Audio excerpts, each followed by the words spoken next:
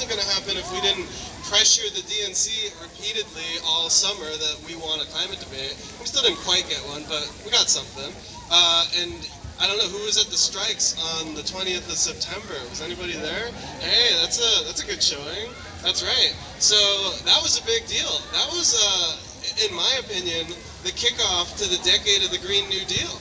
Because that's what the 20s is supposed to be if we're going to get done what we got to get done. We have a deadline, folks. 2030. We have to have our emissions. All of us. Everywhere. So that means rebuilding everything, retrofitting buildings. We need jobs. We need government to direct this transition so we can have the justice that we require if we're going to survive. And so that means that we are designing the world of 2030 right now, because we got to get started right now. So think about that as we move forward for the next 395 days or so, until who knows what that date is. Anybody, you can shout it out. I don't know, what's the day? That's right. Election. It's a presidential election.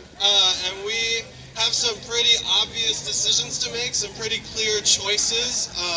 We can endorse the party of big oil, the party that has gotten us into this mess, that has bought our politicians and been bought by the fossil fuel executives, that deny that there's a problem, that won't get us to 50% halved emissions by 2030, or we can elect some kind of leader that has a vision that isn't just doom and gloom, that this isn't just the end of the world and we're just going to march off the cliff knowingly.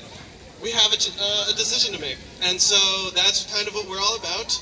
We campaign for candidates that we identify as strong climate leaders, because that is the point.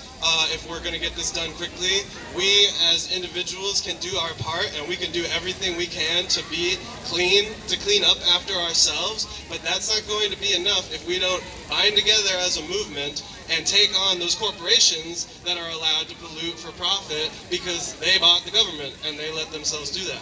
So, yeah, we got to make the polluters pay. That's right. So you guys know what's up, and that's kind of what our next 12 months are going to look like, is getting out there, getting the word out there, getting in the streets, and I can tell you right now, Earth Day 50th is coming up in 6 months or so, and we're going to be on the streets again, just like we were on the 20th, but let's say 3 times as big. Can we do that? How does that sound? Now how about this? Earth Day happens to fall on a Wednesday next year, and Earth Day 50 years ago, there were 20 million Americans in the street, and that's how we got done the change that we have today, where our skies aren't totally polluted and we can't even see 10 blocks up Manhattan because there's so much smog in the air. We actually have some relatively clean air thanks to things like the Clean Air Act, the Clean Water Act, these major pieces of legislation that happened because we flexed our people power and told the government that we aren't going to settle for anything less. We need to do that again. 20 million is a lot. We struck around the world on the 20th with 7.5 million young people and people from all ages. And that's what we need to do again on the 22nd of April. It's a Wednesday. Normally these kids are striking on Fridays. So my vision is, let's leave everywhere that we're supposed to be on the 22nd.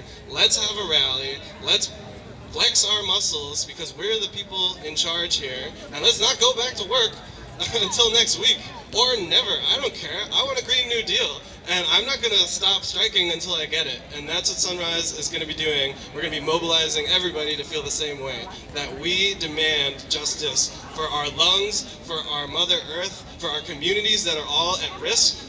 It is not okay that these fossil fuel executives get to make money off of poisoning us and flooding our communities, and it's going to end next year. If you guys help us. That's the big if. Who is excited about a Green New Deal in 2020? That's right. So we have a table right over here where we're collecting donations.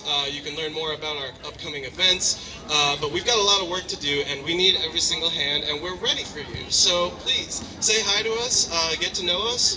We're our community, and we're strong together. So that's all I gotta say. Thank you.